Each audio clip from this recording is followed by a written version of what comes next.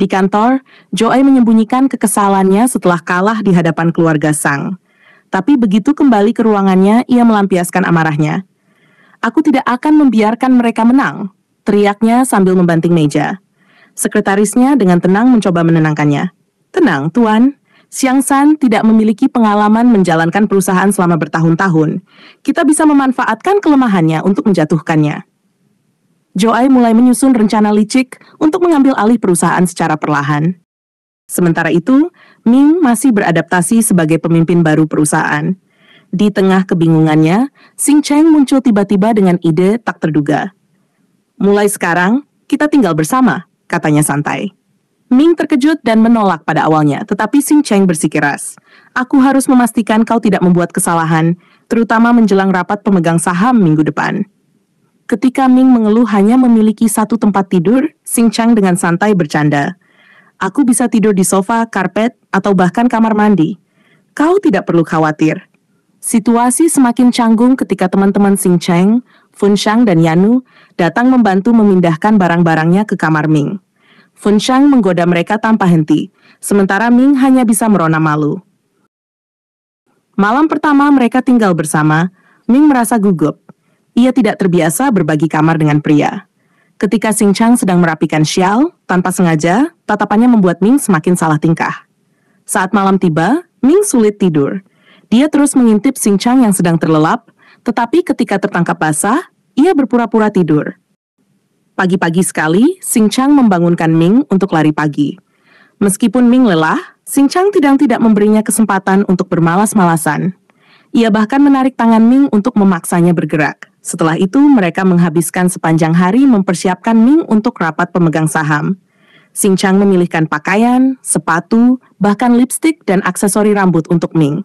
Di malam hari, Xing Cheng mengalami mimpi buruk. Ia menggeliat di tempat tidur, mengigau tentang sebuah kecelakaan dan ombak laut yang bergelora.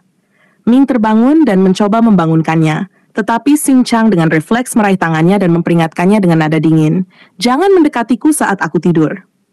Ming mulai bertanya-tanya, apakah mimpi buruk itu terkait dengan kecelakaan yang melibatkan orang tua Xiang San?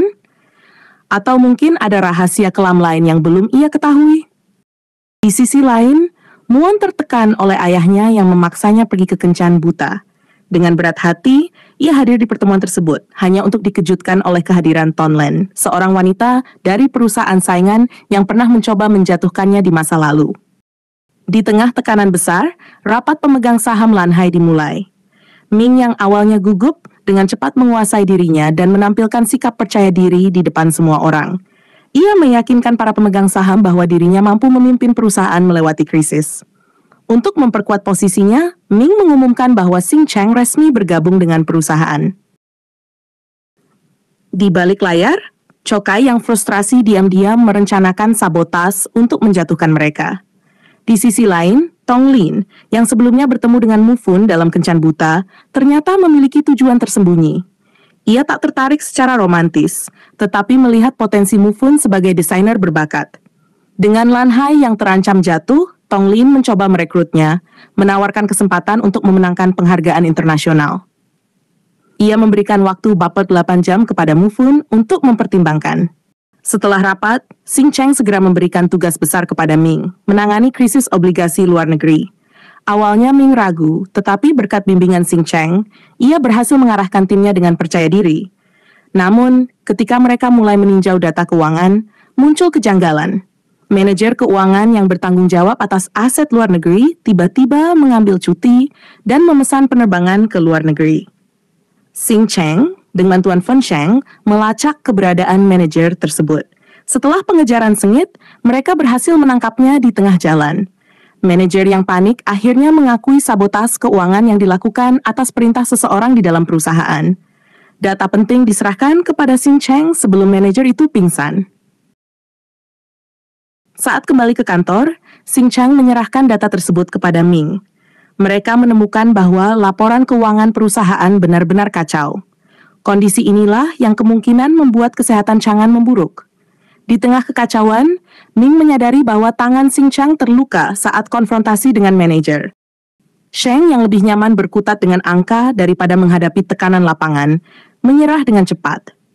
Sementara itu, Xing Cheng dengan santai menunjukkan bahwa mereka perlu menemukan LF dalam perjanjian obligasi untuk menyelamatkan perusahaan dari utang bank.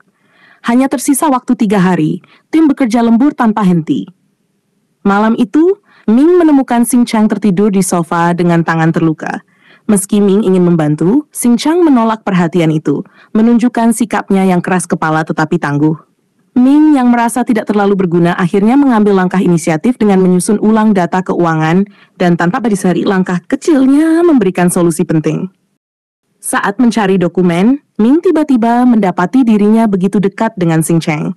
Tatapan mata yang tidak disengaja menciptakan kecanggungan di antara mereka. Xing Cheng, yang biasanya tenang, meminta Ming untuk mengobati tangannya. Namun, saat teman-teman mereka kembali dengan kopi dan makan malam, suasana menjadi lebih aneh karena mereka menemukan Ming dan Xing Cheng berdua dalam situasi yang intim. Di sisi lain, Maya, yang mencari seseorang di gedung, akhirnya bertemu Yandu.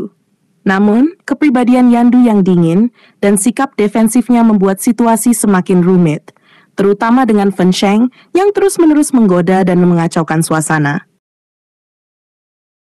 Setelah 3 hari penuh tekanan, Ming akhirnya menemukan solusi yang meyakinkan pihak bank luar negeri untuk menyetujui perjanjian mereka. Krisis obligasi luar negeri selesai, dan seluruh tim akhirnya bisa bernapas lega. Xing Cheng, terkesan dengan kecerdasan dan ingatan Ming, memujinya dengan tulus.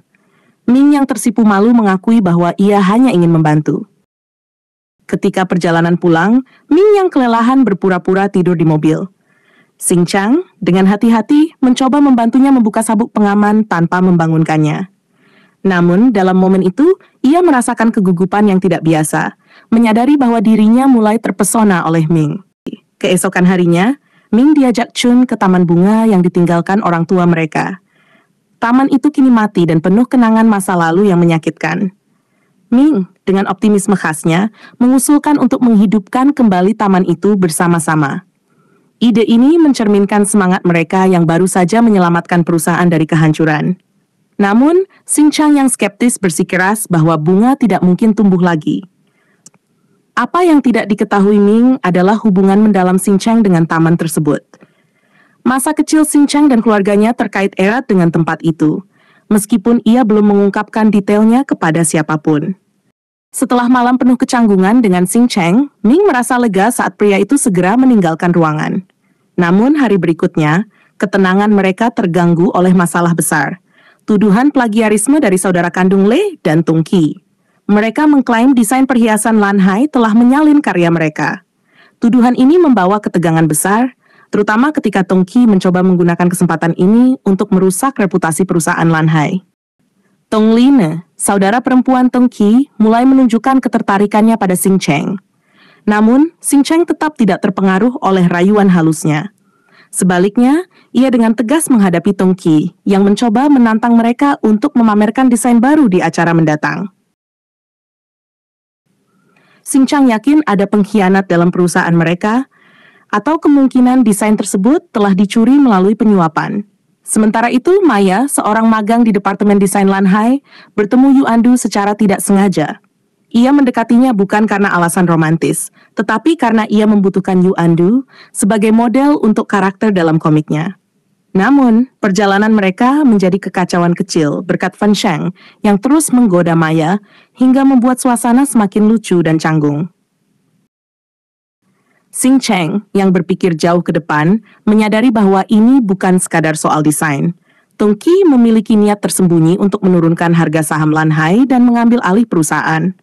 Untuk melawan rencana licik ini, Ming kembali menunjukkan keahliannya. Ia menyarankan agar mereka segera mempersiapkan desain baru dengan merekrut desainer yang dapat dipercaya. Namun, Sekretaris Chun memiliki ide berbeda. Merekomendasikan Ming sebagai desainer utama. Meskipun awalnya Ming merasa canggung dengan peran ini, ia segera mengumpulkan keberaniannya untuk menjelaskan masalah secara profesional. Ketika desainer baru membawa konsep seadanya, Ming dengan cepat mengenali kelemahan desain tersebut dan memberikan arahan untuk menciptakan sesuatu yang lebih menarik dan berkualitas tinggi. Tong Lei, di sisi lain, semakin bertekad memenangkan hati Xing Cheng. Setelah berusaha menyelidiki, dia gagal menemukan banyak informasi. Latar belakang Xing Chang benar-benar misterius, terutama hubungannya dengan Xiund. Semua informasi yang dikumpulkan hanya umum belaka. Sejak kembali ke Tiongkok, kehidupan luar negeri Xing Chang terasa seperti misteri yang sengaja ditutup-tutupi. Tong Lei bahkan bertaruh dengan kakaknya, Tong Qi, bahwa Xing Chang akan berhasil melewati jebakan yang dipasang. Jika menang, Tong Qi harus mengakui Xing Chang sebagai pasangan yang cocok untuk Tong Lei. Namun, Tong Qi hanya tersenyum licik. Dia sudah merencanakan langkah lain untuk menyerang Lan Hai. Sementara itu, di malam hari, Ming dan Moon begadang untuk mendiskusikan desain. Moon mendapat ide untuk membuat desain bertema mawar kembar. Ide ini membuat Ming sedih karena mengingatkannya pada seorang biarawati yang pernah ditemuinya di bawah lukisan mawar kembar. Meskipun berat, Ming menyetujui ide tersebut dan bahkan menambahkan beberapa detail ke desainnya. Saat itu, Moon terkejut melihat cara Ming memegang pensil. Ia menyadari Ming memiliki bakat seorang seniman. Hal ini membuat Moon mulai mempertanyakan identitas Ming, apalagi Ming sebelumnya mengaku sebagai mahasiswa seni rupa. Namun, diskusi mereka terhenti ketika sekretaris melaporkan bahwa sekelompok wartawan berkumpul di bawah dan telah mengetahui kondisi mereka. Jelas, ini adalah trik Tong Qi untuk menjatuhkan reputasi Lan Hai dan membuat harga sahamnya anjlok saat pasar dibuka. Ketegangan meningkat ketika seseorang diam-diam mengunci Ming di kantornya dan mengalirkan asap melalui ventilasi udara. Ming yang terjebak mulai merasa pusing dan akhirnya pingsan. Di tengah kekacauan itu, Xing Chang muncul bak pahlawan. Dengan bantuan teman-temannya, dia berhasil membuka pintu kantor Ming. Melihat Ming tak sadarkan diri, Xing Chang segera memberinya pertolongan pertama hingga Ming perlahan pulih. Peristiwa ini membuat Chang'an, kakek Ming, murka.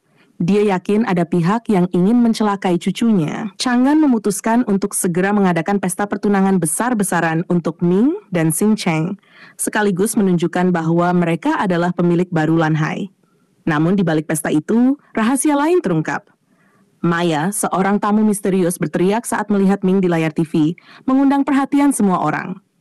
Tong Lei menjadi curiga ketika melihat Maya membawa foto yang tampaknya terkait dengan masa lalu Ming. Saat pertunangan resmi berlangsung, Xing Chang dan Ming bertukar cincin. Namun, di balik senyum dan kebahagiaan mereka, pertanyaan besar tetap menggantung. Apa sebenarnya hubungan Xing Chang dengan masa lalu Ming, dan mengapa identitasnya terasa begitu misterius?